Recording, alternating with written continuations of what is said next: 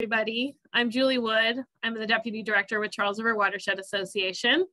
Great to see many familiar names and faces on our final workshop in the series on phosphorus control plans, phosphorus control planning, and the MS4 permit, the Massachusetts MS4 permit. So this workshop is much anticipated. I think one that many of us have been waiting for since we are being joined by Newton Tedder from EPA and Laura Schiffman from DEP. And they're going to answer our questions. So I just wanted to kick it off with intros from the team. Many of these folks are going to be familiar to those of you who have been attending this workshop series, but I'll quickly just have the team introduce themselves, and then we will get right into the Q&A. So if you joined a little late, I am Julie Wood. I'm Deputy Director of Charles River Watershed Association. I am helping to manage this grant, which was generously funded by Mass DEP's MS4 Assistance Program grant. And I'll turn it over to my colleague, Julia. Hi, good afternoon, everyone. I am Julie Hopkins, and I am the Communications and Outreach Manager at CRWA. I'm here for Zoom support today, so if you have any technical difficulties, please message me directly. Thank you for joining us. Thanks, Julia. And our technical consultants on this project are from Brown Caldwell. You've heard from them in previous workshops, but I'll just pause to let you guys introduce yourself. Matt? Thanks, Julie. I'm Matt Davis with Brown Caldwell. I'm Brown Caldwell's National Innovation Technology Leader for wet weather practice, and I helped with workshops 1 through 3. Stephanie? I'm Stephanie Alameda, Water Resources Engineer with Brown Caldwell. Great. And Newt, I'm sure we'll hear a lot from you today, but do you want to quickly start off with an intro? Sure. Newt Tedder. I'm MS4 permit writer, EPA.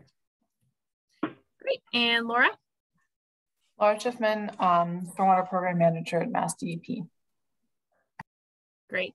Great. Yes. Thank you guys again for joining us. So we received a number of questions through our online form. So what we're going to do is we're going to start with those.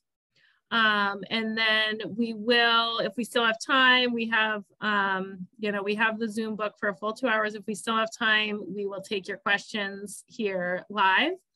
If you didn't get a chance to put your question in the form before today's meeting, and you would still like to submit a question anonymously, you are welcome to do that. You can chat it either directly to me or to Julia, and we can just read it.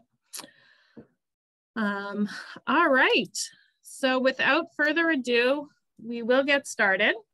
It's probably not surprising that the questions that we received in the forum, there was a fair amount of overlap in the questions. So I've done, my best to sort of group some of these together. If you feel like your exact question or some of the details are getting lost, when we've consolidated some of these questions, again, feel free to send me a chat, or once we get through the initial questions, you can raise your hand and unmute or ask it to everyone in the chat. Okay, so first question. I'm hoping to start off with the softball here, Newt.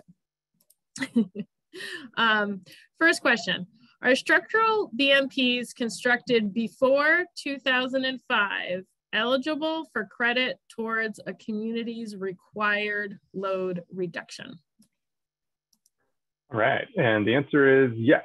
The requirement is that you maintain those BMPs and update them as necessary. So even if they're old, you have to go inspect them, do any required maintenance on them, make sure they are functioning as they've originally been designed. The idea here is probably a lot of BMPs, even during that baseline period, that have been installed and been neglected. So getting those BMPs that have been neglected and installed earlier up to speed and working properly, they should be given credit. So you do get credit, even if the BMP was put in before 2005.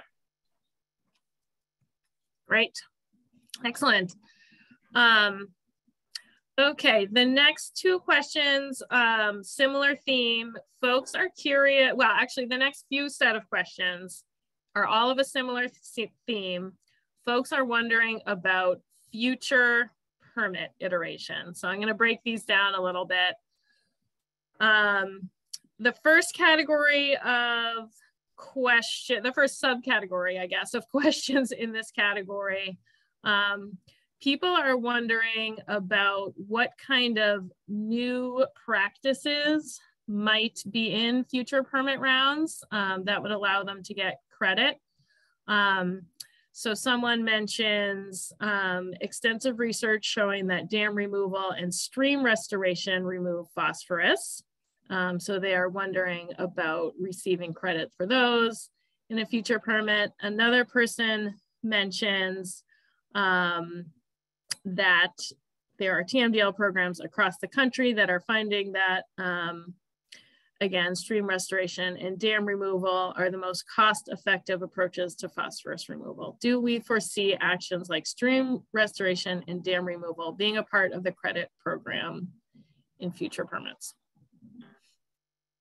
So this is a good question. I think more broadly, just how are we going to expand the credits available over the course of the next 15 years? And the idea is to expand them every 5 years with permit reissuance. Based on the science and knowledge out there about stormwater control, we hope to increase the suite of credits available to people as we move. You'll also notice that, we're not putting in the credits right now for stuff like stream restoration and dam removal, because what that does is not actually solve a problem. It is sort of cleaning up the mess that has already been made.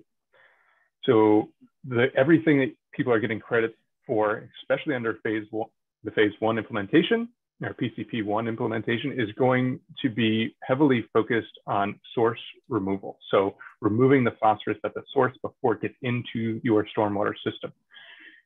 That's where we need to focus moving forward. Once we get 10 years into implementation, we may find that stream restoration and dam removal are warranted for credits. However, right now, because of the nature of this watershed and how urbanized it is, we are heavily focused on removing that phosphorus at the source. If we don't do that first, the dam removal and stream restoration are not going to have the long-term impacts that we would like to see. So yes, we do. Long answer here, I guess, is yes, we do plan to update credits as necessary and as sort of the science tells us they should be updated. But we are going to be focused, especially for the next 10 years of implementation, on removing phosphorus before it gets into that stormwater system, not after it's already in the waterways. Great. Okay, same theme. Two questions about non-structural credits. One will non-structural credits be finalized? And then street sweeping and leaf litter removal credits, will they be updated in the next permit round? Yes. So this is where we've been heavily focused for the last 5 years on trying to understand better how non-structural controls work, specifically street sweeping and leaf litter pickup associated with either street sweeping or standalone leaf litter pickup programs. There are credits in the permit right now, but those were what we really considered more placeholders as we put more money and effort into researching this area. And we have learned a lot in the past 5+ years. So there's an expert panel process going on in New Hampshire actually right now that a couple of people from EPA are involved in. We're watching that closely and plan to update the credits for street sweeping and leaf litter pickup in the next iteration of the MS4 permit. Great. Okay, so folks will see those credits change fairly soon. Okay, and then folks are also wondering about structural BMPs. Does the EPA plan to allow permittees to obtain additional phosphorus removal credits for structural BMPs that are not provided in, I'm guessing it's the current Appendix F Attachment 3? And then similar, how and when does EPA plan to provide credits from proprietary BMPs? Yep, good questions. So again, we're really committed to every 5 years updating the suite of BMPs available for credit. We are not focused on proprietary BMPs at the moment. We are focused on more of the like open source sort of, you can do it yourself engineered BMPs, green infrastructure. And that's where our focus will remain for now. We do not plan to work with any proprietary manufacturers of BMPs to come up with specific credits for each proprietary BMP. However, we are in the process of potentially working through to have a more generic curve for high flow rate BMPs. So that's our those are proprietary. That is not finalized yet. I do not know if that will be in the next permit. We are aware that by the time we enter, year 10, 15 of implementation, that proprietary BMPs will likely be necessary in many communities to meet their phosphorus control.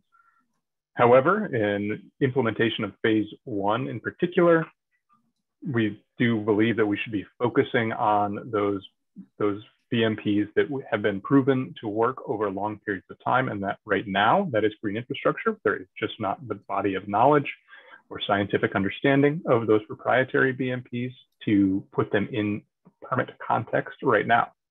However, moving forward, there could be a lot more information gathered and knowledge about those BMPs and how they work over time to be able to put them in future iterations of the permit and give credit for them. But right now we are focused on green infrastructure and not focused on providing proprietary BMP credit.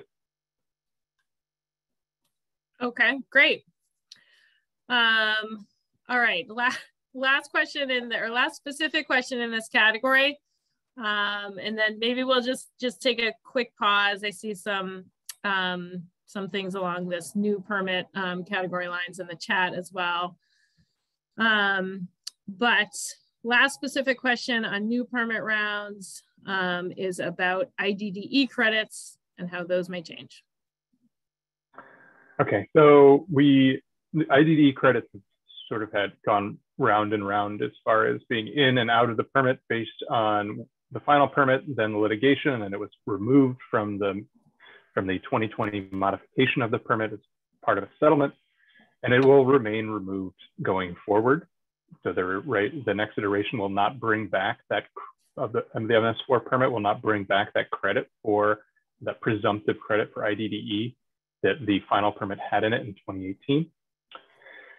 So, but we do plan to revisit that in year 10. So the permit right now is written, has a 10-year implementation of IDDE programs for everyone, including all Charles River watershed communities. After year 10, we're going to look at the progress that was made in every annual report, specifically by watershed, see what the reductions gained through illicit removal have been to date after everybody had completed their program, how that sort of lines up with our presumptive credit that we thought in the beginning, and eventually assign a overall load reduction to the entire watershed, dropping the required stormwater reduction by that IDDE contribution, distributing that over all of the towns. So every town will receive some level of reduction through IDDE work in the watershed as a whole. That will be after 10 years. So we're talking not next permit, but the permit after the next permit is when you will all see a reduction in overall requirements for phosphorus reductions due to the IDDE work everybody has been working so hard at. But I won't know the the actual number until everybody's done, and we can sort of see how everybody did. Okay, great. All right, excellent. So those are kind of our sub questions on the new permit. As I said, I really do want to prioritize the questions that folks submitted beforehand and make sure we get through those. However, since this seemed to be a common theme that folks were curious about, I'll just pause quickly to take some of these questions that also relate to the new permit in the chat. A simple one, can you share with us when we can expect the new permit? Sure. So everybody should have received a letter from EPA and DEP last week that alerted you to the fact that the permit was expiring on June 30th of this year, but your coverage will remain in administratively continued status. So what that means is you will still be covered under the current permit. Moving forward, even after June 30th, you do not have to do anything or submit anything to EPA. That letter, or DEP, that letter was to alert you that you did not have to do anything, and you will remain covered under this permit. Everything in the permit remains in effect. So you, like all of your annual requirements and sweeping, catch basin cleaning, O&M requirements remain yearly. Your requirement to submit an annual report yearly remains in effect. Any schedules that go beyond that 10 years, such as all the IDD requirements that are built into the permit, those will remain in effect. That is up until we issue a new permit. And then an NOI will be required of all permittees at that time. We do not anticipate a draft permit until 2023 for Massachusetts. So there will be some time, about a year, of when you'll be administratively continued under the current permit. After that, in 2023, we anticipate a draft, and then we'll go drafts, comment period. You'll be getting emails about that so you can comment on the draft. There will be a formal comment period, response to comments, issue of a final permit. Hopefully that also happens in 2023, by the end of 2023. Great. So be on the lookout for a draft next year. Yeah. Great. And then Luchika had another follow-up question. If you could expand on the IDDE and year 10 qualifications for for phosphorus reduction credits. Do you have any idea what that might look like down the line? Nope. Sorry. Okay. To be determined? Okay. Yeah. All right. To be determined on those details. Okay. Great. All right. So anyone who, if you were someone who submitted one of these questions and you have any follow-up, you can go ahead and put it in the chat or raise your hand. The last question on new permit, related to the new permits, and I might open this up to, this is more of an advice question, so I might open it up either Matt or Laura if you want to weigh in on this one as well, but someone is asking, how should communities plan for credit policy changes in the permit? Anybody else want to go? Does anybody else want to talk?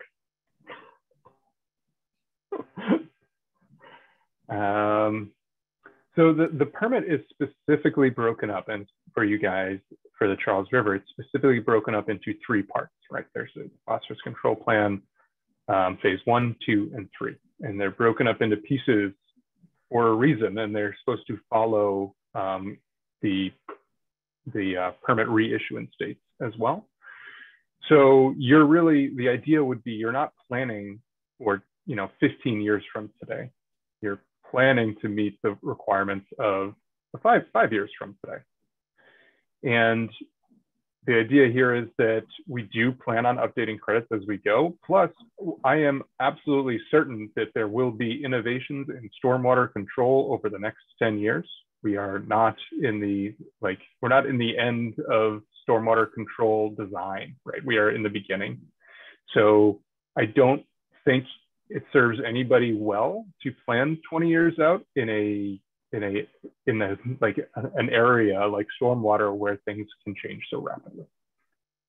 So we're asking you to plan in chunks, knowing that we want to give you credit for the most up-to-date science and most innovative practices that we can. And so being able to redo that every 5 years, I think benefits everyone. But I know it does provide a little bit of heartburn in not knowing what credit is going to look like, 10 years from now. But I also would say that we don't know what potential other, stormwater practices may pop up between now and 10 years from now that we may want to use and incorporate as part of our plans. So there is an element of flexibility that we're asking for, but we do think it's basically scientifically warranted at this point. Great. So it sounds like you're saying plan in chunks, take advantage, maximize the credits that are available to you in the current phase. Yeah. All right, good. Laura, anything to add? No, I think that was a really great summary. I mean, I think this is, think about where you are right now, what you can address, low-hanging fruit, take advantage of what you can do first using the available credits. And then just like Newt said, I think there are going to be a lot of innovations in stormwater going forward that are, going to be reflected in the crediting system. So as there are more challenges faced that we're going to figure out, I think, there probably is going to be some availability for better crediting, I'm assuming. So that's kind of, I feel the same way.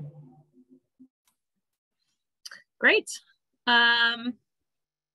One more follow-up question on the IDDE.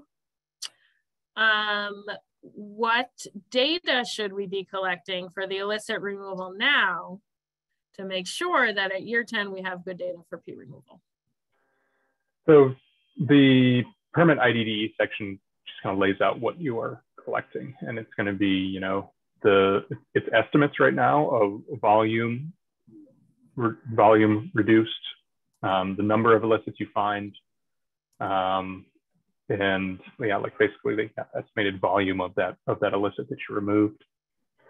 So it is going to be estimates. So this is why I don't really know what the credits are going to look like. Right? There's so many factors that go into it that we basically have to line up to estimate the estimated illicit load from the lower Charles CMDL with the work that you're doing to remove illicits, knowing that there's going to be a lot of error and squishiness in it, but knowing that removing sewage through illicit is a very big water quality gain and phosphorus reduction that we need to account for over time. So we're going to there's a lot of data that we're just going to have to add up in 7 or 8 years to figure out really 5 or 6 years to figure out really what that should look like. But so right now, just follow the IDDE permit requirements, report on them as best you can in each annual report, and we'll be summarizing all the info at the end. Great. Okay. Another follow-up on one of these questions. Why is EPA hesitant to allow proprietary BMPs that have been vetted through other state review programs? LIG green infrastructure implementation is very limited in some communities. So right now for our region, we don't have a lot of data on how these work beyond a bench scale lab test that people have submitted for their proprietary BMP. And I think we can all agree that bench scale lab tests don't actually tell you much about how that BMP actually performs in the real world. For instance, vortex units were at one point were given credit for 80+% removal of certain pollution types. But now going forward, even Mass DOT doesn't even use those for pollution removal. They use them as a pre-treatment device only, right? So as we actually learn about these devices over time, we understand how they actually perform in the field. And once we have that level of data and certainty, then we can put them in a permitting context. The problem with putting things that you don't actually know how they work in a permitting context is that it doesn't actually meet the letter of the regulation. So like that's where I'm sitting, and I just can't throw out random credits based on some bench lab tests for proprietary BMPs in a NIFTY's regulatory context, because it just doesn't fit into the regulations that way. I cannot be certain that they're acting in a certain way. That's not to say that we'll never do it. I don't want to say that we are like, you know, do not want them. I don't want to say that. I want to say that they will play a role moving forward when we like have more certainty on how they work over time. And we will. We're in, you know, we're only in year 4 of PCP implementation. We haven't even hit requirements for real load reductions from everybody yet. And once we get to, you know, year 10 of implementation, I think we're going to have a lot more data. We're working with some companies right now to try to figure out what we would need for high flow rate, you know, device crediting. But we're just not there yet, but we are working on it. We are definitely, you know, we're definitely aware of it, and we definitely know that there will be need to credit them in the future. Great. Okay. All right. So putting away our crystal balls, we'll take it back to the here and now, for now at least.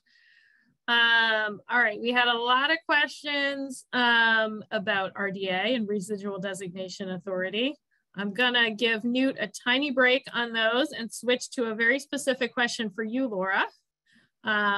Someone asked, can you discuss MA procurement law regarding, could there be a creative way to do joint procurement for construction of BMPs across a region? Yeah, so I think if I understand the question properly, I think the question is whether or not groups of municipalities are able to get a contract for BMP installation, you know, across various municipalities. And so under our current MS4 grant program, the possibility of, you know, applying as groups of municipalities, that is a requirement of the grant program. So as far as eligible entities goes, that is the case. You know, the question whether or not the MS4 grant program is the proper vehicle just from the installation of, you know, BMPs is the other question. It's a $300,000 grant program. That's not a lot of money when it comes to the installation of structural controls.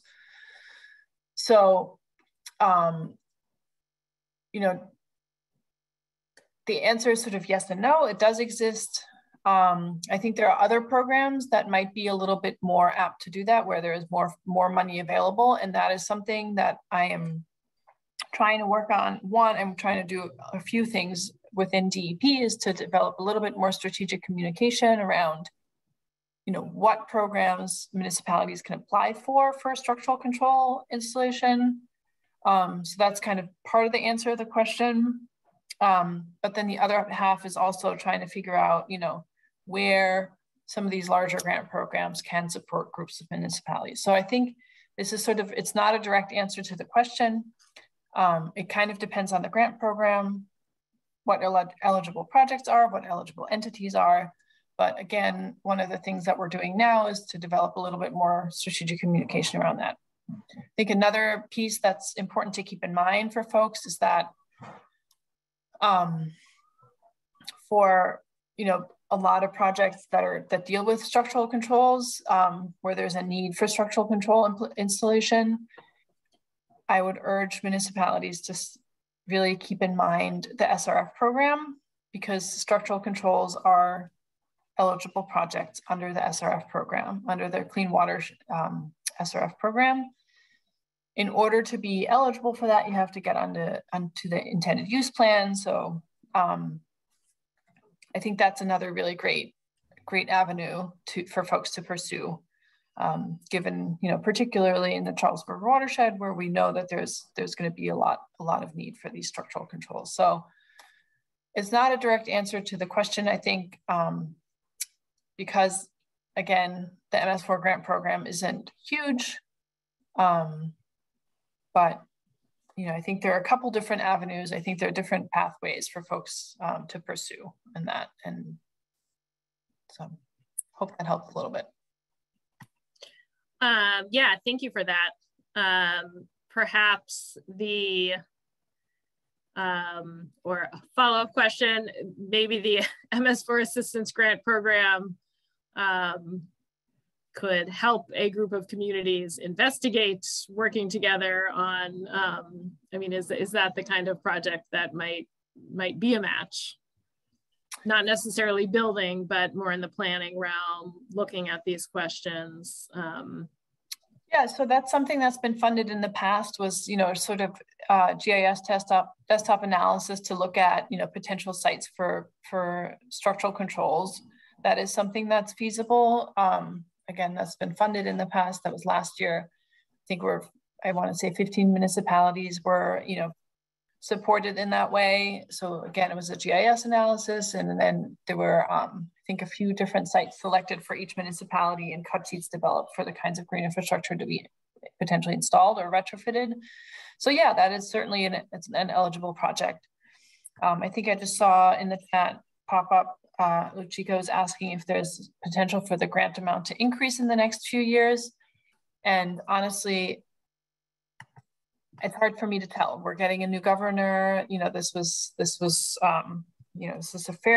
not a new program, but it's also not a very old established grant program. So, there is potential for that to change, especially with a new governor and a new administration.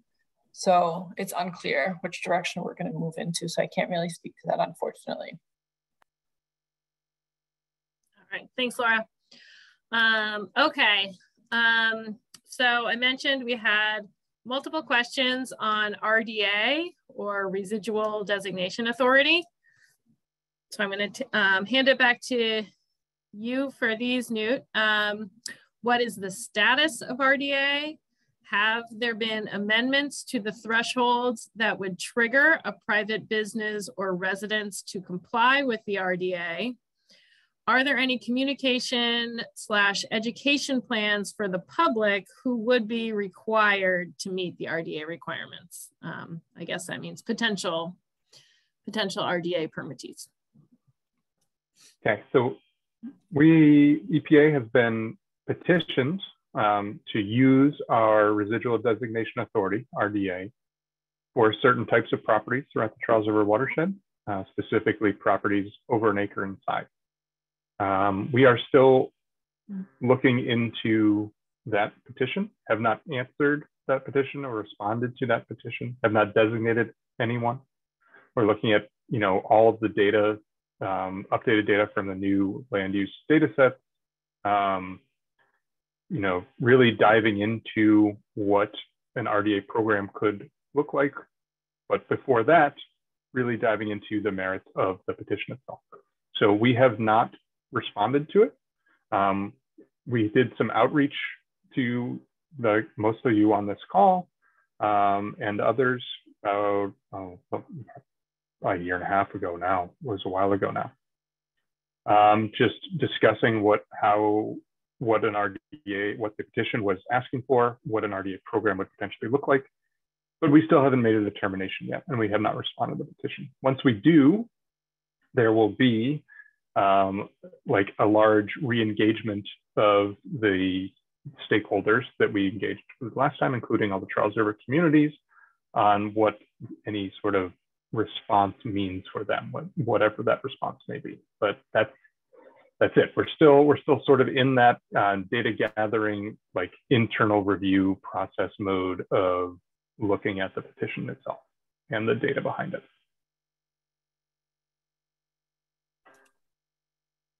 It's not a great answer, I know, but that's all I got for you. Okay, great. All right, and then a few folks asked about O&M, operations and maintenance. So for BMPs, like a private porous paver driveway, how often do those need to be inspected by the city or town?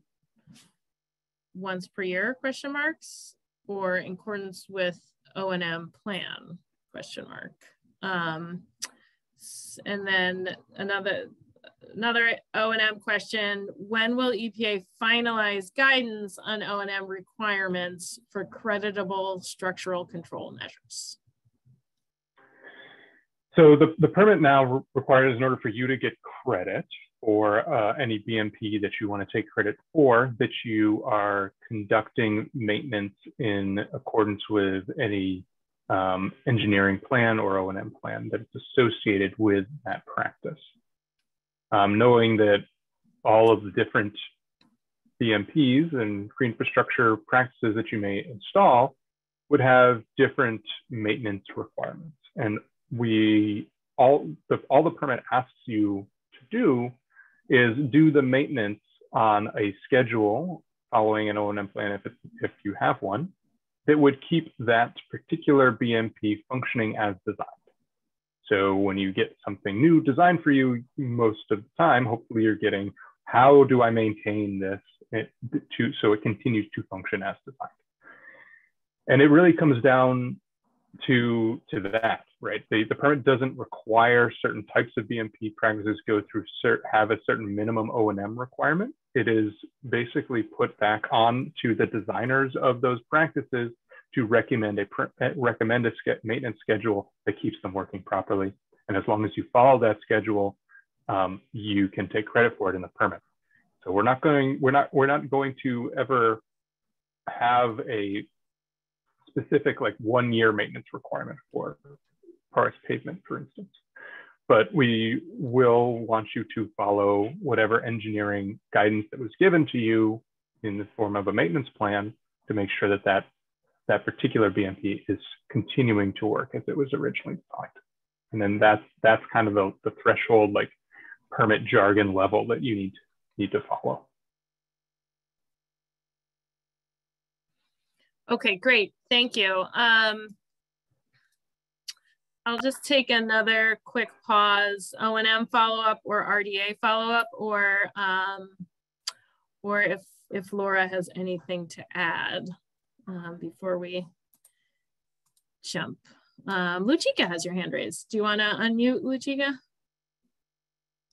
Yes, thank you. I realize if I type, I can't listen very well. So, you know, this multitasking is not really working. Thank you.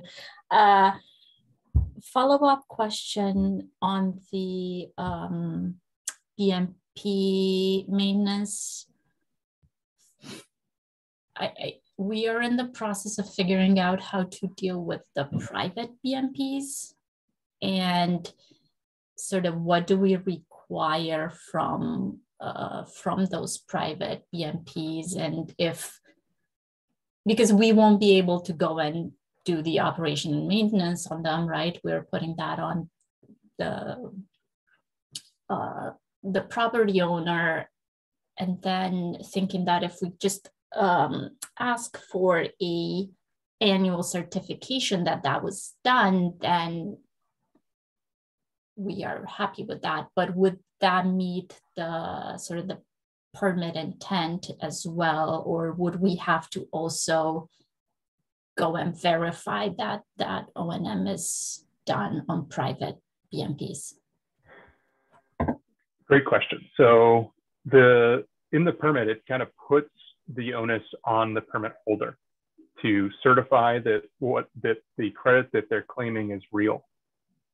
And so it ends up being put back onto you to have a program where you can feel certain that what you're telling the regulators is real.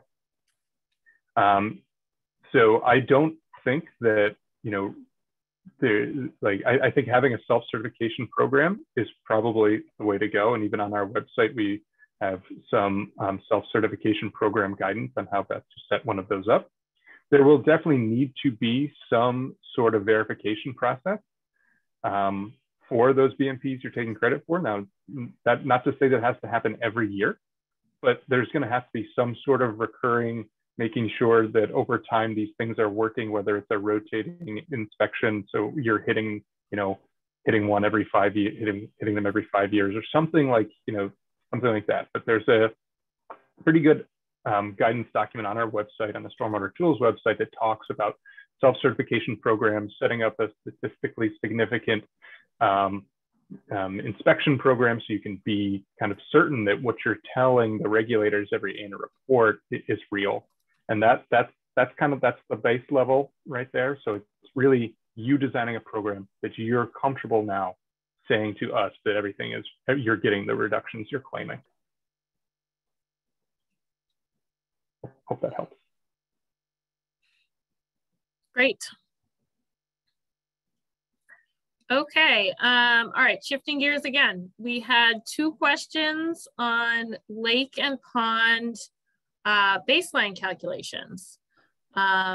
So the first one is, for lake and pond communities, should they be developing their loads at the watershed level or the sub-catchment level? And then another question on the lake and pond baseline calcs that we received is using 2016 land cover data to calculate baseline phosphorus, allowable phosphorus load and phosphorus reduction requirements acceptable. Okay, these are good questions on the lake and pond TMDLs. And you'll notice that, throughout Appendix F, there's like a different amount of rigor for different sections. And that kind of follows with the amount of rigor gone into each of those TMDL. So for instance, Charles River, we need like the baseline is 2005. That's where we'll always sit. And that's where the baseline will have calculated. We're never going to recalculate that baseline. Baseline is it. For lakes and ponds, it's a little squishier, to be honest. So there is no requirement for you to use the 2005 baseline data. There is a requirement for you to calculate that baseline by the end of this, I think it's by the end of this year, year 4. So you can use whatever data is available to you to do that. So you can use the 2016 land use, land covered data to calculate your baseline and apply the % reductions from the permit. The requirement is that you just have to be done by this year, and that's going to be your baseline moving forward. You can do that either on the watershed scale or on the sub-catchment scale for your system if you have that data. And this is an option. You don't have to go one way or the other here. The option to move to the sub-catchment scale based on what your pipe network looks like is that you may actually have a better understanding of the actual watershed that you control, that's draining to that to the lake. As we know, pipe networks don't always correspond to topographical highs and lows that create that watershed. So the true watershed boundaries that are draining to that lake or pond may change based on the mapping of your stormwater system. So if you have a very well-mapped stormwater system, your catchments draining to each one of your stormwater outfalls that are eventually going to that lake or pond, then you may want to use that if it's going to potentially move and shift out your outer edges of that watershed boundary. But you do not have to do that. You can just use the watershed boundary that is now on MassGIS to come up with your watershed loading. And that's okay. The reason why you don't have one, or the reason why we written like this is because back in 2016, when we were writing this, there was no watershed boundary available for each one of those lakes and ponds. Now there is. So it is probably the easiest route, but there is the option for you to go to the more specific route and kind of mess around with those watershed boundaries based on your drainage system.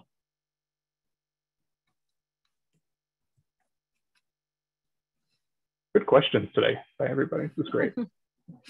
Great.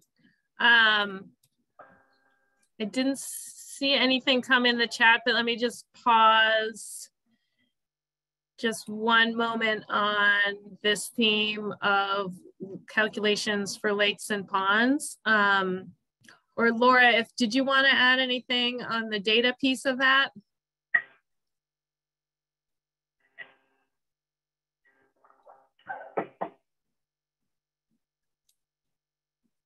All right, you covered it all, Newt. Great. Okay, great. So then we got a bunch of questions about credits, getting credits. How should disconnected or indirectly connected impervious areas be considered in structural BMP credit calculations? Is there a recommended approach for including them in the BAT tool?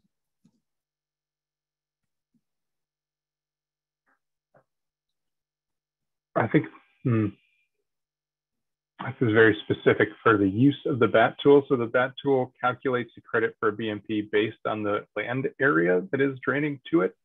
One is the impervious area draining to it, and other is the pervious area draining to it. I'm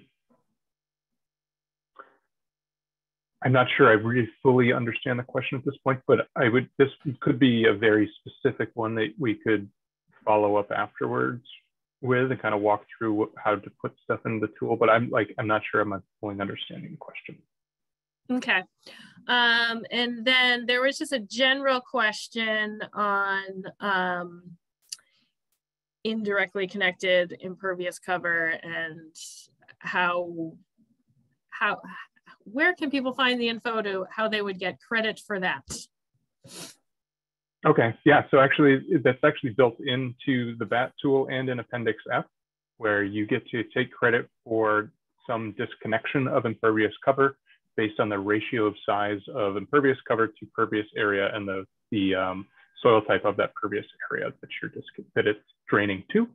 So obviously, you know, that ratio matters for reductions. So you're overloading that pervious area with a lot of impervious, you know, your credit will go down. And if you have a very large pervious area that you're draining a small impervious area, then you're probably not going to get runoff from that, so you'll have a very large removal. So there are credits for disconnecting impervious cover directly in Appendix F and in the BAT at the moment. Great. Okay, great. So if that's an approach folks are taking to disconnect their impervious cover, then they can find those credits in Appendix F or calculate them in the BAT. All right, excellent. Okay, and now some of these are similar to questions we covered when we were talking about new permit rounds. However, a few folks are looking for more information on how they might get credit for things not specifically stated in the current permit. So one question says, the permit says permittees can propose reduction credits for BMPs that are not included in the permit, but the permittee has to make the case for the requested reductions.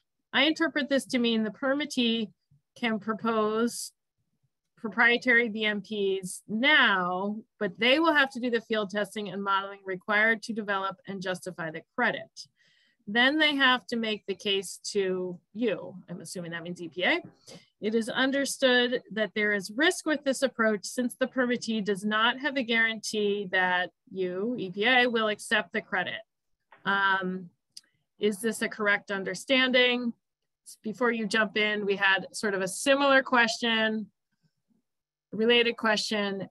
How would people be documenting these if they wanted alternative structural and non-structural BMP credits? For example, stream restoration, bank stabilization, alum dosing, or proprietary systems. And also, would stopping the dumping of manure near and into the waterway through an ordinance and enforcement constitute a reduction in phosphorus that could be used for credit? So people thinking outside the box here on how to get their credits. What is your advice? Yep. Yeah, so you do have the availability through the permit to submit data to us about different BMPs. It doesn't say they don't have to be structural, they can be non-structural as well, about credits that you believe that these practices should be given. And that is completely within your right to do, right? It's up to you to do that study, to submit the data to us, and it's up to us to review and either give you the credit, give you a partial credit, give you no credit for the action taken. I would recommend talking to us before you go down that road, just so we can make sure that whatever you're going to submit has the amount of rigor to it. We're in the process of finalizing basically just like a white paper on our website that goes through what would be an expectation for monitoring BMPs, for instance. So we hope to have that out, within the next couple of months, just to give people an idea of the level of credit level of rigor that we're kind of looking for when there is a submittal. It is not small, right? There's going to be a lot of monitoring that's really hard to do on BMPs. So, but it's there. I'm not trying to say like don't do it, but it is it's an option available to you if you would like to take advantage of it. I do recommend that you at least check in with us first before like going down that road, because designing a BMP for function over monitoring is very, very different.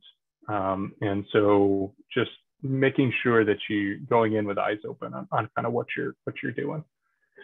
But yes, that is a fully available thing. There is no requirement in the permit for us to respond at any certain time. It's just that you can request some additional credits. But until we respond to you that yes, you get that credit, you cannot take credit for that in your annual reports where you're trying to meet your reduction requirements until you get that letter from us saying that you can. Then I feel like there's another class of BMPs where we're like the alum and we're like cleaning up, and we're not actually reducing phosphorus at the source. We're just sort of, using the waterway as the BMP, and that is something we are not going to be entertaining. Like that is, I'm sure we're doing some good work as far as making beaches available, but we are not going to be in the process or in the game of using a water body as a very large BMP and giving credit for that. It's not going to happen. Okay. So it's kind of related to your responses on the future permit, mostly focused on source reduction. Any comment on the stopping the dumping of manure? Oh, the stopping and dumping of manure. So that seems like that's an illicit problem. More interested in that offline, perhaps. That's like an illicit discharge into a water body issue. If it's been going on since 2005, then maybe we can give you some credit, but I don't know, because it's like a thing that really shouldn't be happening at all. So that seems like there should be some follow-up with an enforcement office for that. Okay.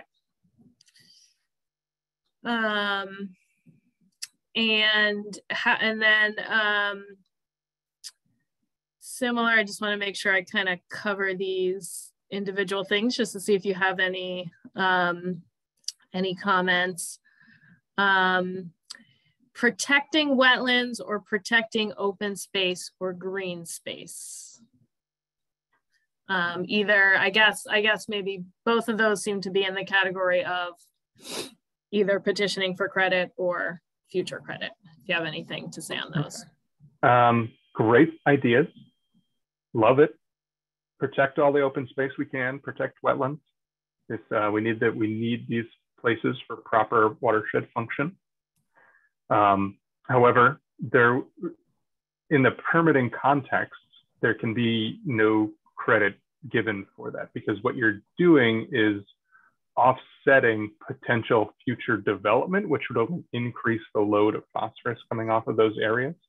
So you're not actually reducing the amount of phosphorus by protecting open space. You're just making sure that the load doesn't increase through development. And what that would do is increase your required load reduction. So it actually, like if you allowed that open space to be developed, it would cost you more money in retrofits in the long run.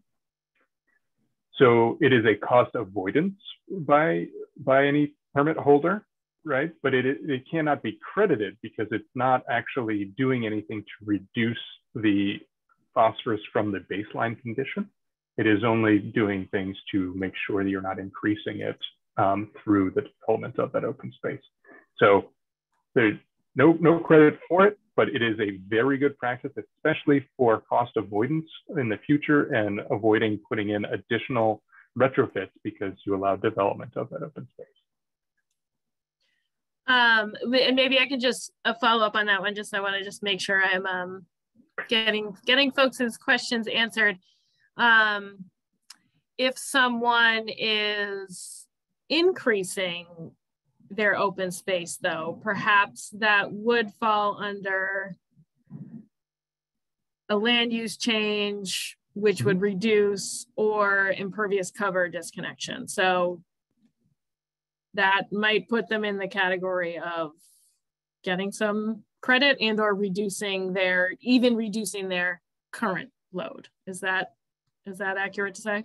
Correct. So there's credits available for land use conversion. Because right now it would work both ways. So land use conversion is thought of like if you're going from open space to developed land, you're going to increase the load, but it can work in the other way to your advantage as well. Let's say you buy a previously paved area and create a pervious, like very large, nice open space park. You remove all of that impervious cover. That removal of impervious covers is absolutely creditable in your PCP and in your reports moving forward. And if you remove all of that impervious cover, that's going to be a large load of phosphorus that you get to take credit for. And then if you put it into you protect it, it is now protected open space, so it can't be developed in the future, then you're also offsetting future costs as well. So absolutely, you can take credit for land use change in that way. Great. Laura, anything to add on that one? Yes, sorry, I had to step away for a moment. Apologies.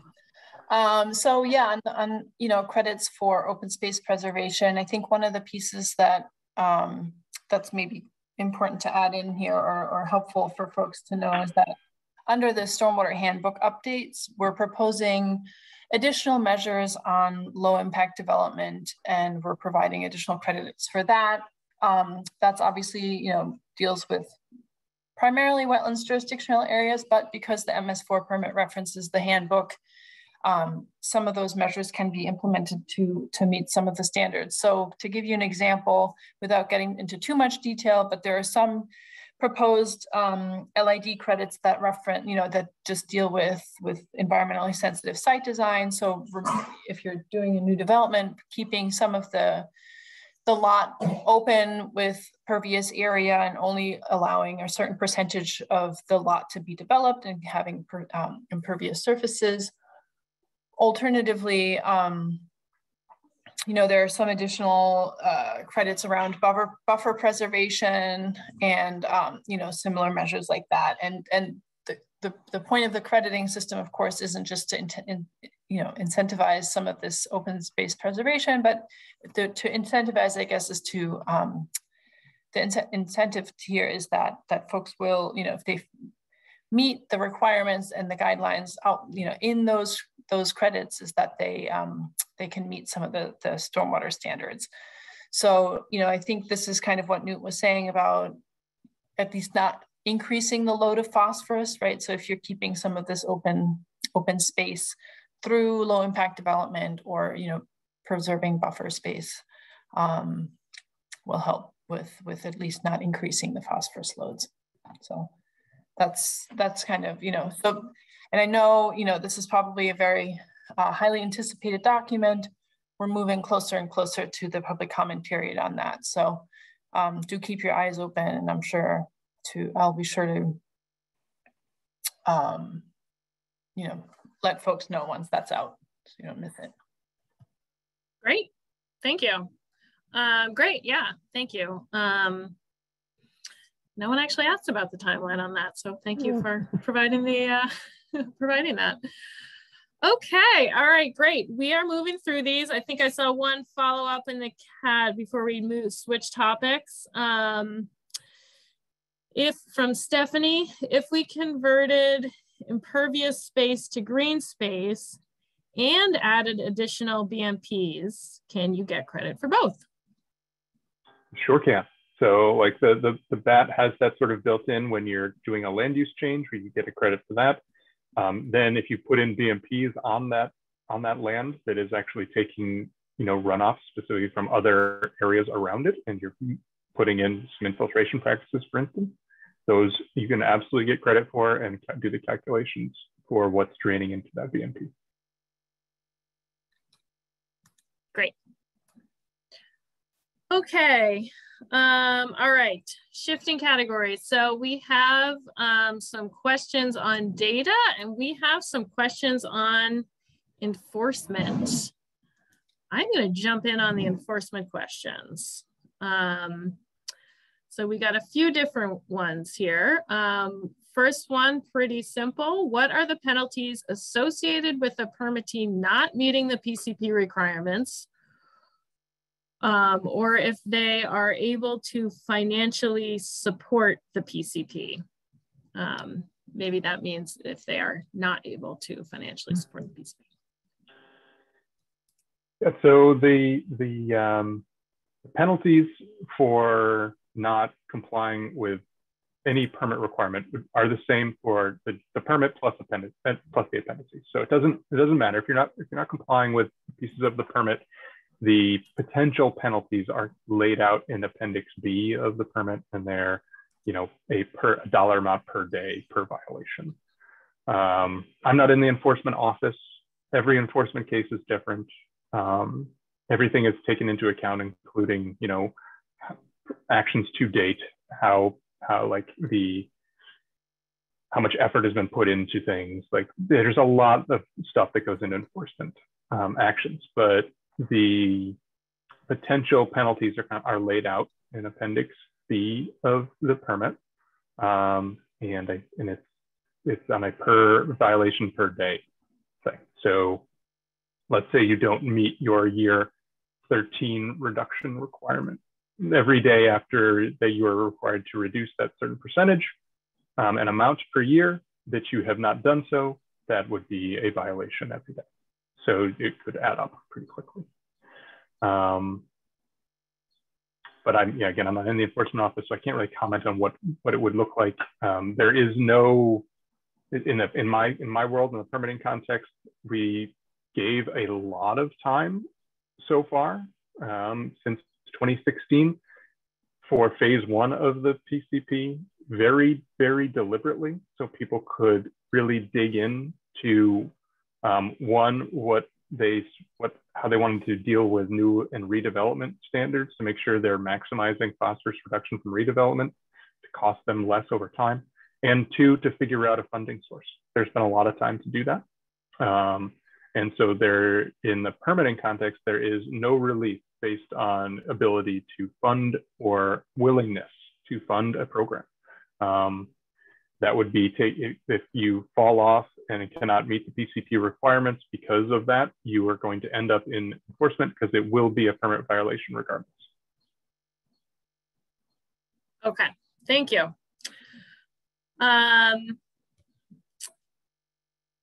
Then it sounds like this question is talking about enforcement at the local level. Should municipalities plan for any non-structural pollution prevention enforcement for private facilities within the 10-year phase 1 plan?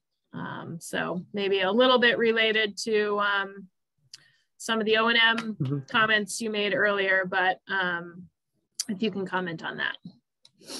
Sure, this is, yeah, so again, you want to make sure that whatever you're claiming credit for, when you need to take that credit, is real, and putting in whatever system that you need to put in to feel comfortable in making that declaration is really the requirement in the permit. So you know, if you're going to take credit for BMPs that are on private property, you're going to need to say that you yourself are going to be signing off that those private property BMPs are working as designed.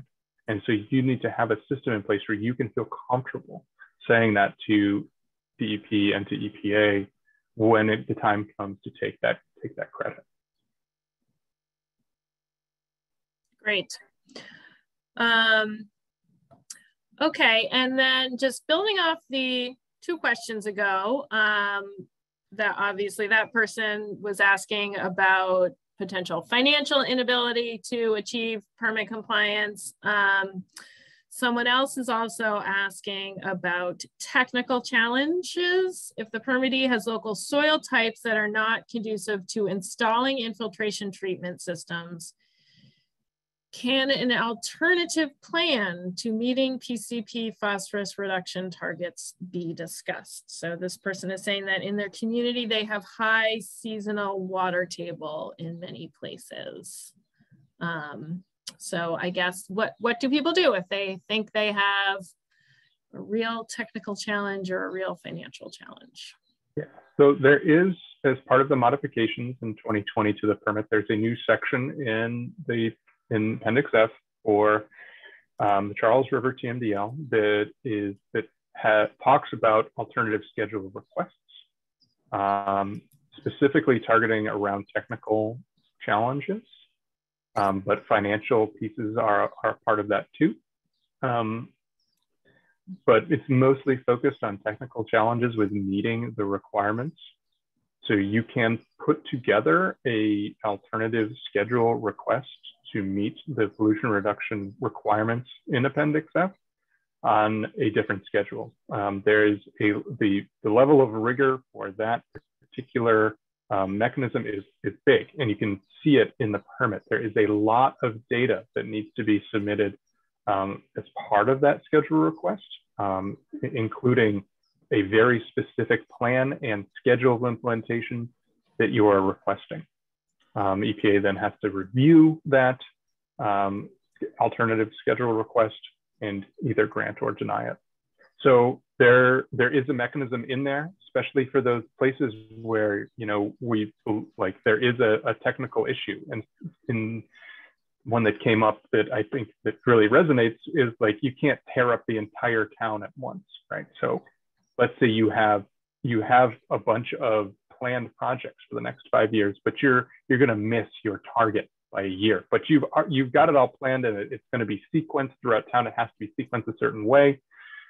You just can't meet this permit requirement because of the sequencing of contractors. You can take that very detailed plan of how and when you plan to come back into compliance and submit that to EPA for an alternative schedule, so you don't fall out of compliance with the permit. And there is a mechanism in there to do so. So you absolutely can take advantage of that when you feel it's warranted. Okay. All right, great. Any follow-up questions on enforcement or alternative schedules? We'll just pause briefly, or other comments? Okay, so our last big category that we received in our pre-submitted questions is a bunch of different data questions. So I'll just go through these. Some of them are a little bit more specific. First one, and I think something similar came in on this in the chat. Is there any coordination underway for issuance of updated / current land use or impervious data to support baseline load updates? Updated GIS information seems pertinent to ensure consistency with baseline load updates. And then I think in the chat, is there a plan? Sorry, sirens are on my end. Is there a plan to develop a more updated land use layer than the 2016 one? Yeah, so that's a great question. The short answer is there is no updated land use land cover. The long answer is that we're, working and in communication with GIS folks at, in Massachusetts to try and figure out whether or not there is a plan to update that. Currently, it doesn't seem like there is anything in the works. We've gotten a couple tips from people on how to merge data sets that can help with some of this analysis. It's not perfect, but it might get folks a little bit more, a little bit closer. That would be, using still the 2016 land use land cover data. And then potentially using I think there's a 2021 structures layer that can be applied, and that covers just buildings. So it doesn't really take into consideration roads. Everyone's aware that there are significant challenges with this GIS data set. When it comes to some of this analysis, we're very much aware of that. And we're trying to find a solution. So this is something that we're actively working on, because we're, like I said, we don't want people to pull their hair out here to try and figure this out. So stay tuned is all I can say. Unfortunately, I don't really have a great answer to this. But again, I think the people are coming up with some really creative ways on how to do this. And as we learn more about them, we're certainly looking to share those approaches. It's just, yeah, that's all I can say. Great. Do you have any, when you say looking to share those approaches, would that be something people would find on the website or workshops, future workshops? Could be any and all. I mean, I think we're still trying to figure out what people are doing and seeing what the best approaches are. So it sort of depends on what that looks like. So if it's a methodology that somebody's written up, it might be a document that we can share that's linked on the website. If it's, if somebody's willing to do a webinar, I think it really kind of depends. Hard to predict at this point. One thing that we've put together is a guide that helps people crosswalk between the 2005 land use data set that's more similar to the phosphorus load export rates in terms of categories that can be applied to the 2016 data set.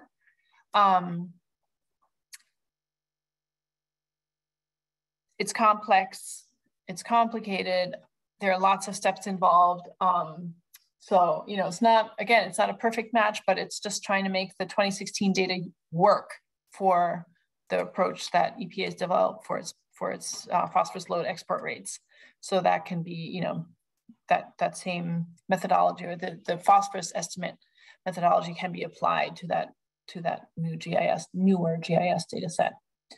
So that is available. I can stick the link in the chat for that. It has a couple, additional pieces of information that might be helpful. But again, that doesn't get us to 2022. Great. And Luchika had a follow-up question, but I see you have your hand raised. Do you want to unmute and ask your follow-up?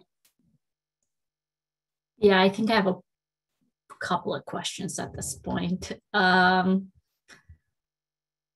think one of the question I have is for the communities in here that are maybe working on phosphorus identification reports for other watersheds, for communities who are in multiple watersheds. And if they've used or are using a different land use data than the 2016 land use data. And then I guess as I asked that question, I was like, are we even allowed to use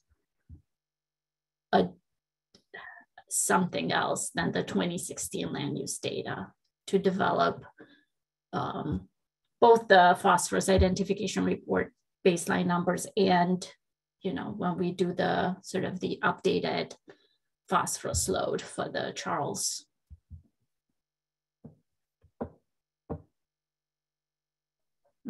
So before, I think your first question was to other people on the call, which if anybody else wants to chime in, either in the chat or raise your hand would be great, because I'm also interested in other layers that people are using, whether they're just been flyovers for their own town or what. But for the phosphorus identification reports or the lake and pond TMDLs, there is no requirement for you to use any specific data set to come up with your hotspot mapping or your baseline mapping. If you have very accurate town-wide GIS layers and flyovers, you are absolutely able to use that in that context. The only baseline that needs to be calculated in a certain way is the Charles River watershed, and that needs to be done in 2005. And it needs to be matched any land use in 2005. So you can't, what I'm saying there is we've calculated the baseline for each community, and that baseline will not change unless somebody this year submits data to us about the land use in 2005 that is different than the MassGIS land use layer in 2005. And then we'll recalculate the baseline. We won't be, we're not recalculating baselines based on newer GIS data, because that actually reflects changes in land use since 2005. And the TMDLs all have a baseline year of 2005. So that's why we need to stick there. But for the other watersheds, you are able to use whatever land use data that you have that is the most accurate for your community.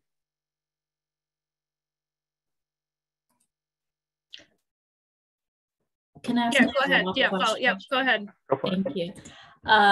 So through this webinar / workshop series that the Charles River Watershed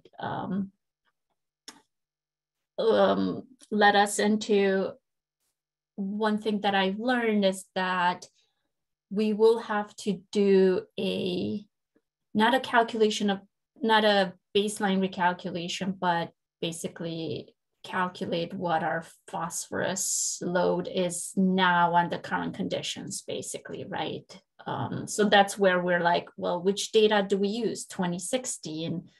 So that's where my question was coming from, not the baseline, but okay. Just sort of calculating the phosphorus load due to changes since 2005. And you know, I have impervious area that's 2021, but land use that's 2016. So trying to kind of think that through and make sure it's right. Yeah, it's not easy, right? But there is a requirement that you do, like, I think, you know, the Brown and Caldwell team called it, like, how do you catch up to now? And there is a requirement that you do account for land use change since 2005 in your phosphorus reduction requirement calculations. How you do that is not specified. So, and I think you had there was a whole workshop on sort of how to potentially at least get you to 2016. But if you have more accurate data for your particular community, maybe you don't think a lot of land use has changed, and you're taking the 2016 data layer, your more updated impervious cover layer, putting it on top of that, and then kind of go through one by one for different properties that you may know have changed since 2016. That would be the way to catch up to today, right? And that's the requirement. And then off of that, you're just kind of building off of your catch up.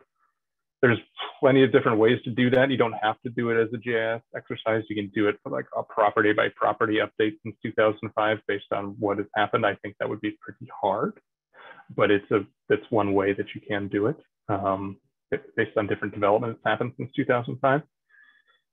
But I'm hoping like that one part of this whole thing was, how do we do that and how do we catch up? And I think there was that presentation did a really good job of like, these are some options for allowing for how we would do that catch up.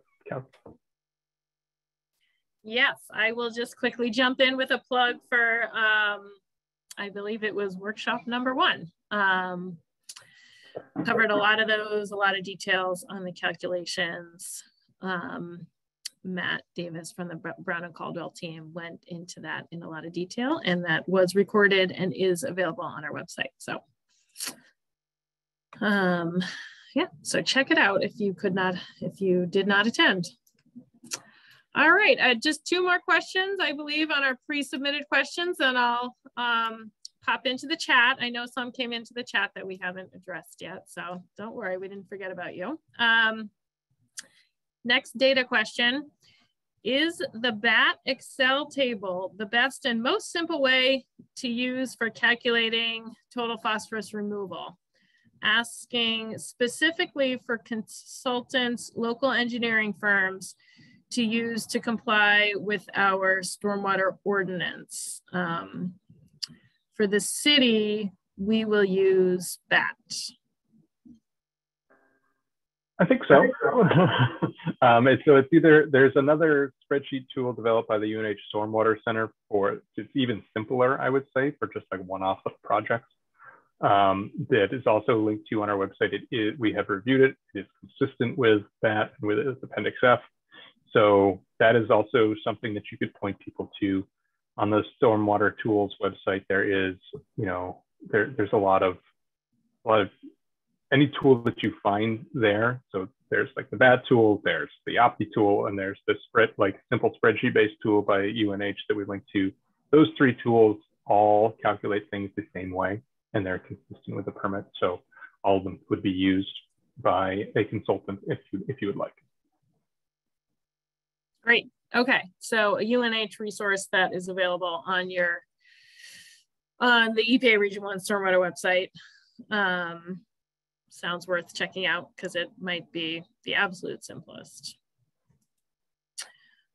Great. All right. So the last question we received in advance, a little bit, again, back in the category of just looking for some advice.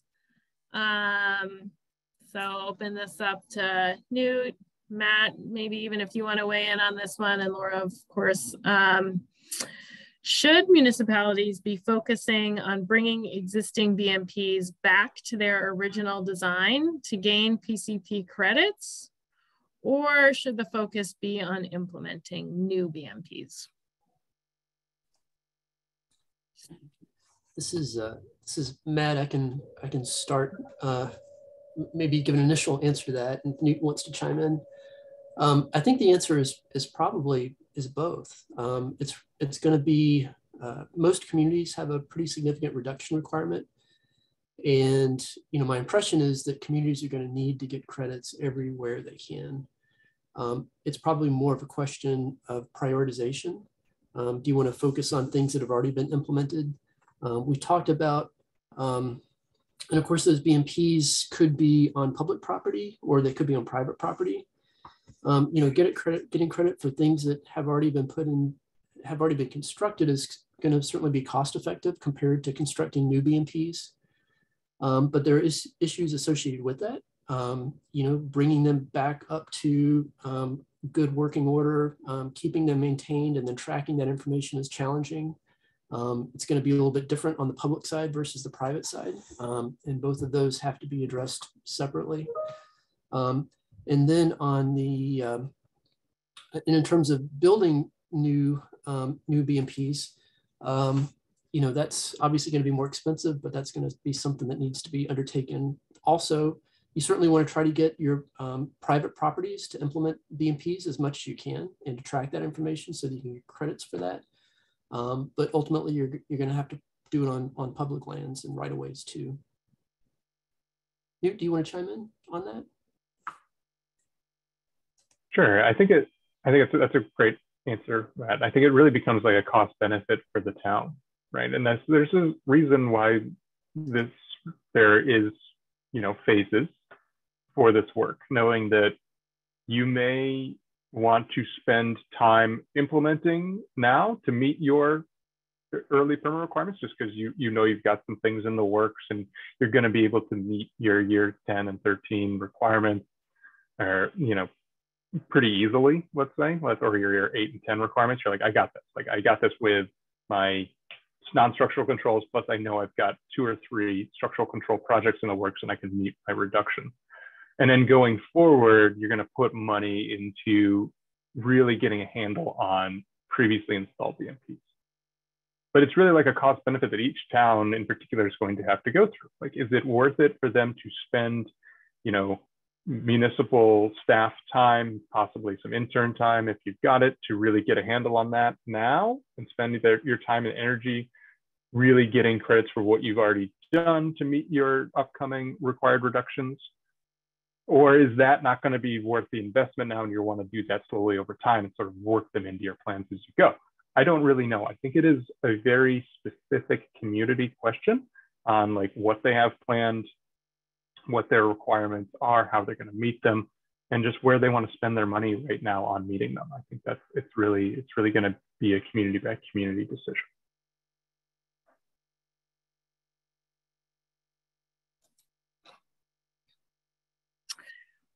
Great, thank you guys. Okay, so I'm gonna shift over to the questions that have since come into the chat. At this point, we have covered all our pre-submitted questions. So feel free to add questions to the chat or raise your hand. All right, so heading back up, and some of these have been answered. We talked about the resources, when we can expect a new permit. Let's see, this is really just a comment. There is extensive full-scale performance data from both lab and field for many different types of proprietary BMPs, WA, TAPE, NJDEP, and the International BMP database has extensive data for full-scale studies. Many proprietary BMPs have been in use for more than 20 years now, and we have extensive knowledge of their performance expectations. I would suggest exploring these resources. The 2020 BMP database statistics show that several classes of proprietary BMPs exceed the performance of GI practices for phosphorus. Not really a question there, but comment noted. Fully aware of all of those resources. And I just, you know, one other thing on that, you know, just like Newt said, we're definitely aware. I think, you know, we're trying to strive for a little bit of consistency and allowing for, you know, we want to allow for flexibility, of course, but still have some sort of consistency in the crediting. So, you know, I think there's a little bit of, you know, what I'm saying, consistency, trying to make sure that we're able to ensure that there, you know, there's sort of this like regulatory certainty that has to be applied. And so in some cases, I think it's difficult for individual conservation commissions to assess whether or not the design of a structural control is appropriate for the size of the drainage area.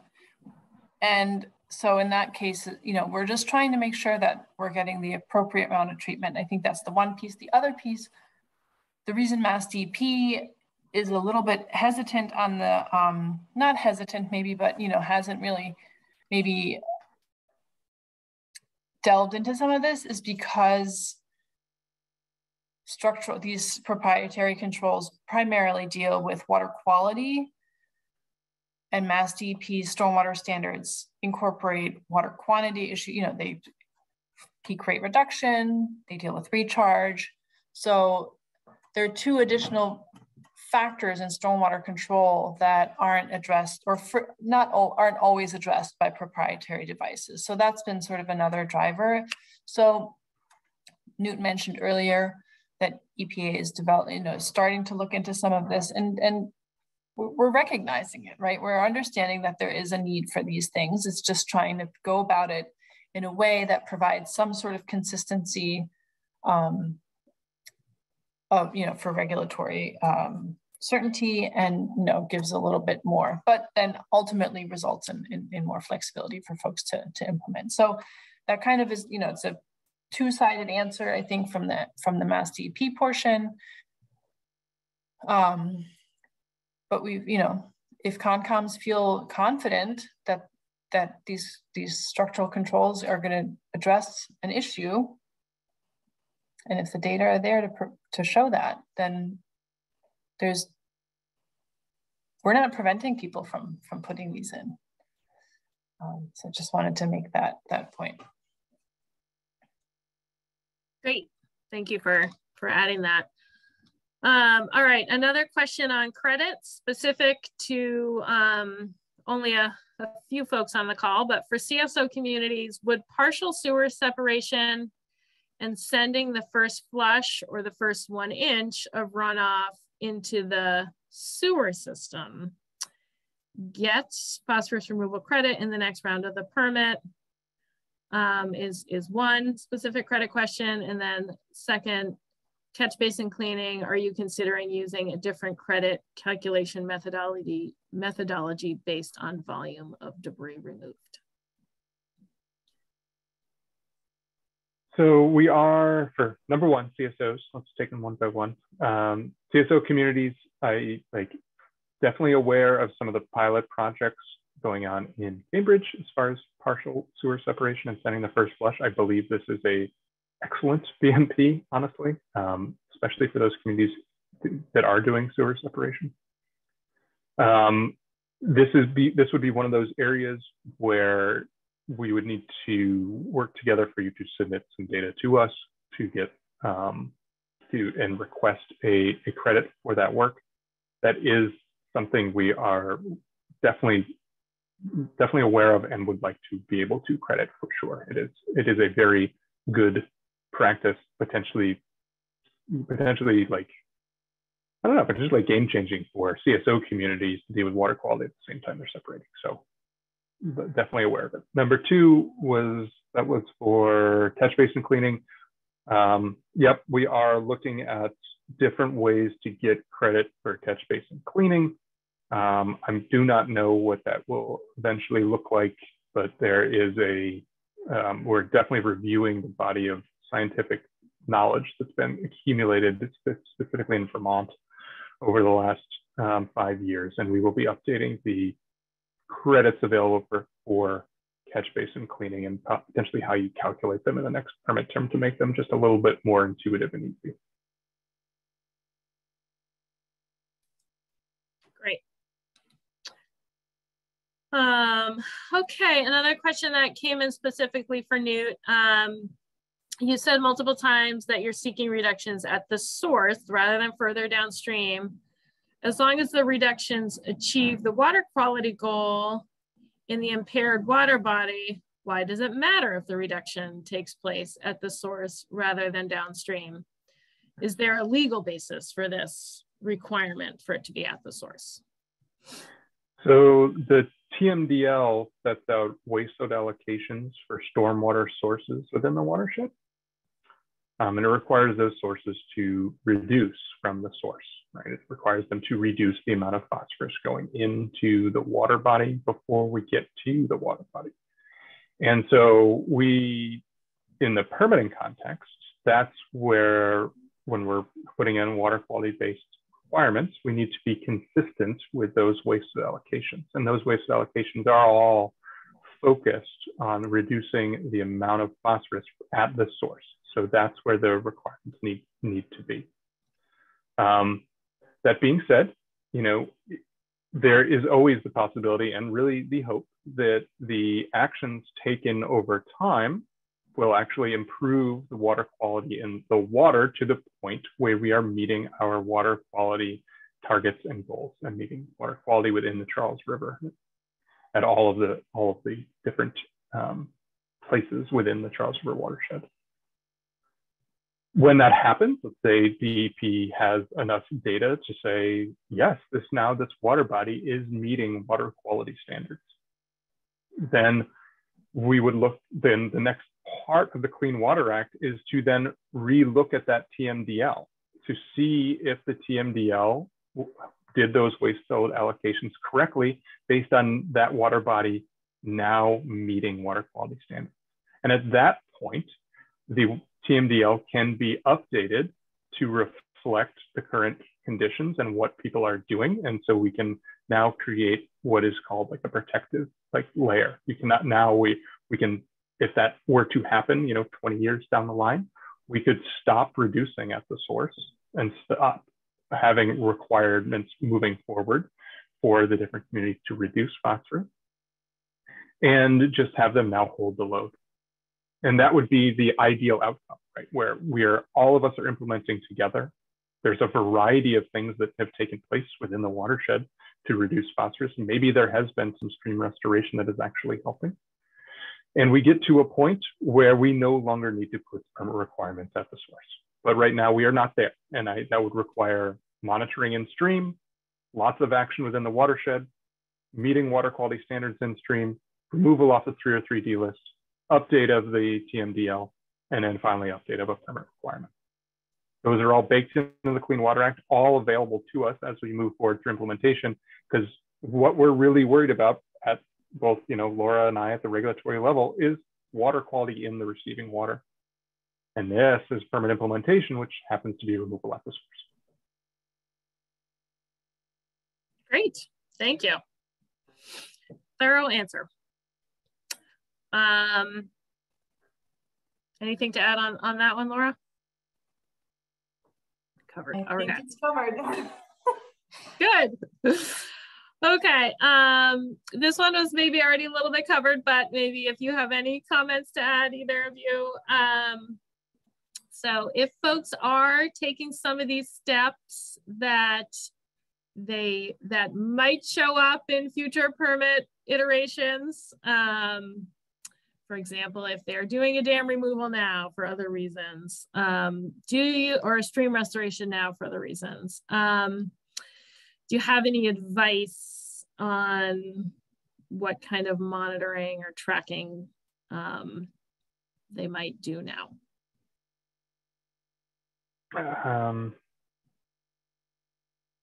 It really depends on the practice, I would say. I don't really know. I mean, if you're really, hopefully we're going to have a paper out about monitoring BMPs and and what that sort of entails moving forward. But I think, as Laura said, we're really focused on equity and making sure each type of BMP that anybody chooses to do is calculated for the same way in this watershed. Otherwise, if we're giving specific credits for specific BMPs on a one-off basis, it's going to be very hard to calculate overall if we're meeting those waste allocations, because we're not going to be able to compare one to the other. So there needs to be a level of rigor that goes into any of this. If you're really thinking about going down that road, we can chat. I mean, I would, for phase one of the PCP, I mean, most people are going to be able to meet this with some non-structural controls and maybe a few structural controls. And that's where you should really be focused right now. We know we're going to have to bring things in moving forward, but focusing on the hardest things to install right now in the tightest spaces, we're using proprietary devices, is probably not going to be the cheapest way to meet your goals in phase one. Now, when we get to phase three, sure, but we're not there yet. We are beginning. We're in planning. We're in beginning of implementation. And we shouldn't be there's a lot of focus here, it seems, on the last 2 years of implementation, which I don't think we should be focused on right now. Let's focus on starting instead of finishing.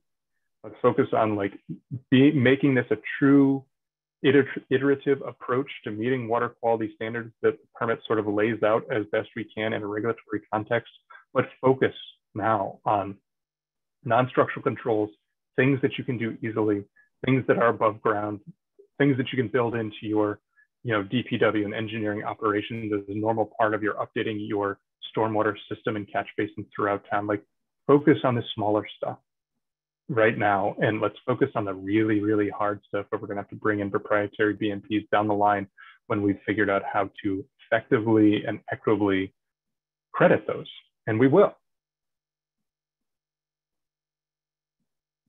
Okay, great. Okay, so only 2 more questions right now. So we are getting to the end. In regards to the PCP reports, is there a plan to account for how much phosphorus reduction is performed naturally by large expanses of wetlands and open spaces, etc.? And if so, would we be able to calculate it or account for it along with the credits we're already accounting for through structural BMPs, street sweeping, catch basin cleaning, etc.? So I think we touched on this a little bit. Yep, so that two-part answer, that's a yes and a no. So yes, we have accounted for the function of natural spaces through the calculation of the baseline. The TMDL did that, in fact.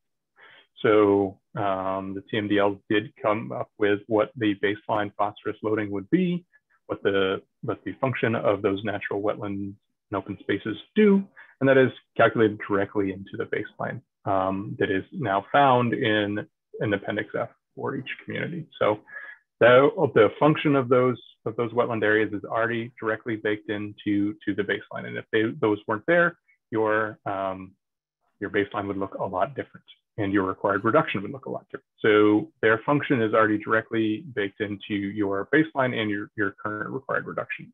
There is no ability, unless you have different land use data from since 2005 that shows a more expansive network of wetland areas in the town than was delineated in 2005.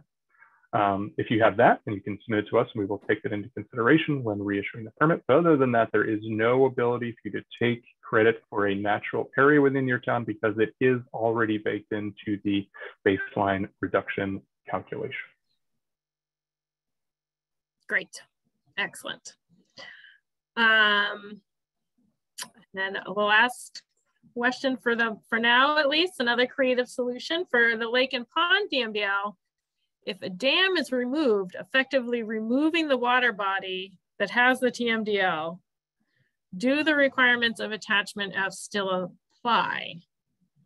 Especially if the upstream and downstream, if the up and downstream streams are not considered impaired for phosphorus. This is actually a state function in the Clean Water Act. So if a lake no longer exists and it is removed from the 303D list, the state would then rescind the TMDL if it no longer applies. However, if that TMDL remains in effect, then it needs to be part of the permit. So you're still you're going to be on the hook for reducing phosphorus into those stream reaches until that TMDL is either rescinded or updated to match the 303D list that's there. I don't know, Flora, you want to say anything else about that? No, honestly, this is sort of I don't have that much knowledge of that particular process. So I can't really speak to that as much. But in those, I would say, that seems like a very, very specific case someone's talking about. So I would either, Laura, reach out to you or reach out to the water quality people at DEP. I'm sure they'd be more than happy to chat about that particular instance and what to do with that TMDL. Yeah, yes, you can always reach out to me and I can always shuttle your request to the appropriate person. Great, excellent. So yeah, it sounds like you guys are open to discussion before folks are making big decisions or taking big steps. So I'm sure everyone's happy to hear that. All right, one more question in the chat, actually taking us back to our first question. This is good because I know some people did join late. So just if we can revisit and clarify, you can receive credit for projects dating back to 2005. Do you want to just clear that one up again, Newt? Yep, sure, yeah, absolutely. Any structural BMP that you want to take credit for, even if it's prior to 2005, you can take credit for it in your phosphorus control plan, as long as that BMP is functioning as designed. That's the important piece. So like looking at specifically old ones, you're going to want to go back, probably inspect them and do maintenance on them and make sure they're functioning as they're originally designed, and do anything you need to do to bring them up into functioning as originally designed, and then you can take credit for it. So it was, if it was put in 2002, you can go in, take a look. If it's working, it counts for you. Yep. Great. Excellent. All right. So I believe we have covered all the questions in the chat and all the questions previously submitted. If I missed anything, please pop it in the chat, message me, message the group, or feel free to raise your hand. Or if you have a clarifying question on anything we covered, same thing. The floor is now open. And I think actually I'm just gonna, we're gonna conclude our recorded part as well.